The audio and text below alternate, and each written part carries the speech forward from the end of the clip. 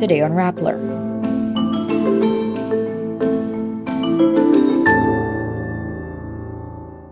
A civilian supply boat reaches Lawak Island in the West Philippine Sea despite Chinese intimidation. The Philippines summons Chinese Ambassador Huang Xilian again after water cannon attacks. Makabayan lawmakers file a Supreme Court petition questioning the 125 million peso confidential funds. Former President Rodrigo Duterte got firearm licenses for over 300 guns weeks before his term ended. The United States vetoes a UN Security Council resolution calling for an immediate ceasefire in Gaza. Social media platform X reinstates the account of conspiracy theorist Alex Jones. And RM and V are the next members of K-pop powerhouse BTS to enlist in the military. A supply boat of the Atin Ito coalition convoy carrying donations for Filipino fisherfolk safely reaches Lawak Island on Sunday, December 10. Akbayan Party President Rafaela David, one of the co-conveners of the Atin Ito coalition, says supply boat ML Chawi made it to the mission's destination. Ang ating mga ipinarating na mga goods doon at saka mga gifts doon sa Lawak Island ay successfully nakarating din doon sa ating intended fisheries.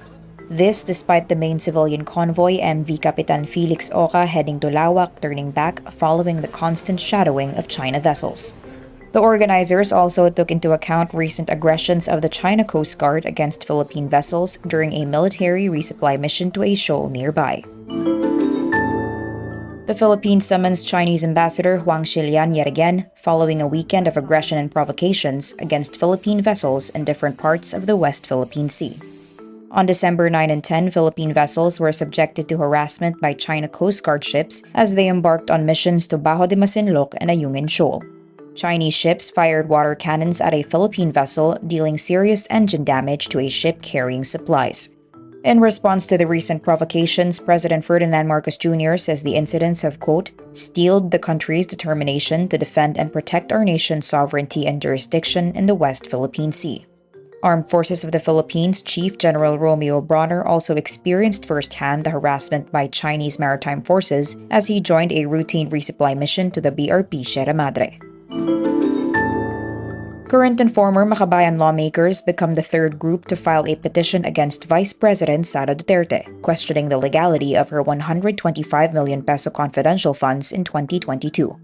In their petition for certiorari, the group asked the Supreme Court to void and declare as unconstitutional the release, request, receipt, and use of Duterte's confidential funds in 2022. The petitioners argue the fund transfer violates the 1987 Constitution and asks for the funds to be auditable by the Commission on Audit. The latest petition is the third filed before the SC on the same subject, following a group of legal and economic experts on November 7 asking the court to order the return of the 125 million peso fund, and the petition of retired former Senior Associate Justice Antonio Carpio on November 15 asking the SC to declare null and void Joint Circular No. 2015-01, which guides the use and auditing of confidential funds. 2 weeks before then President Rodrigo Duterte ended his term, he registered at least 358 firearms, all with 10-year validities and legal backing through a law he enacted in 2022. Duterte's guns were all approved by the National Police for licensing in June 2022 with an expiration in March 2032. A known gun enthusiast, Duterte holds a Type 5 license which allows certified gun collectors to have more than 15 guns.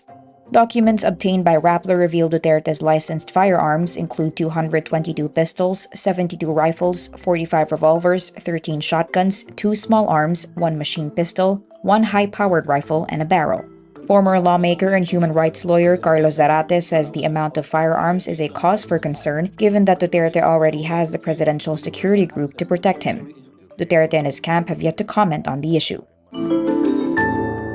The United States, a permanent member of the United Nations Security Council, vetoes a resolution calling for an immediate ceasefire in Gaza, saying it cannot support the resolution due to its lack of language condemning Hamas's October 7 attack on Israel. This after UN Secretary-General Antonio Guterres invoked Article 99 of the UN Charter, bringing the Israel-Hamas war to the attention of the UNSC. Meantime, World Health Organization Director General Tedros Adhanom Ghebreyesus says the impact of the Israel-Hamas war on Gaza's healthcare sector has been, quote, catastrophic, but says it would be all but impossible for the WHO to improve the situation given the ongoing violence. This as Israeli tanks push further west past Gaza's southern city of Khan Yunis in its months-long war against Hamas. Conspiracy theorist Alex Jones's account on X is reinstated following a poll by X-owner Elon Musk backing his return. On Sunday, December 10, Musk asked the platform's users if he should reinstate Jones's account. Close to 2 million votes were cast by the time the poll closed, with about 70% voting in favor of Jones's return. The platform permanently banned Jones and his website InfoWars in 2018, saying the accounts violated its behavior policies. Since Musk's takeover of the platform, it has reinstated suspended accounts, including the account of former US President Donald Trump. Alex Jones, who has promoted conspiracy theories about the Sandy Hook school shooting, was ordered last year to pay nearly $1.5 billion in damages to relatives of the victims for falsely claiming they were actors who staged the shooting as part of a government plot to seize Americans' guns. BTS members RM and V begin their mandatory military service on Monday, December 11. Yonhap News Agency says the two will receive their basic military training at the boot camp in Nonsan, South Chungcheong Province for 5 weeks. The report also notes the 5 other BTS members were present during RM and V's enlistment. On Instagram, Jin shares photos of the send-off with RM and V, saying don't get hurt and come back safely. Prior to their enlistment, both RM and V penned letters to their fans through Weverse, with RM saying, quote, "This is just goodbye for a little while." Meantime, V says he will return in good health and hints he prepared various stuff for fans to be released while he is in service. Members Jimin and Jungkook are reported to enlist on Tuesday, December 12th. And that's today's wrap. I'm Nino Yu. Thank you for watching. Click the link below for the full story. Follow us on Rappler's YouTube, Facebook, X, Instagram, and TikTok.